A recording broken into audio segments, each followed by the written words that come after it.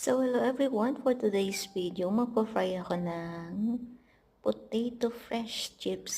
So, napakadali lang nito. So, kinat ko lang siya ng manipis na circle.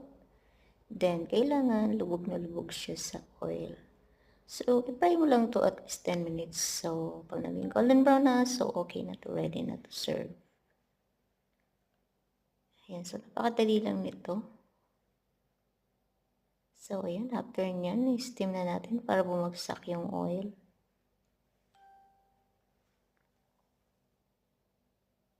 Ayan, so ready to serve na. Lalagay na natin ito sa ating plate.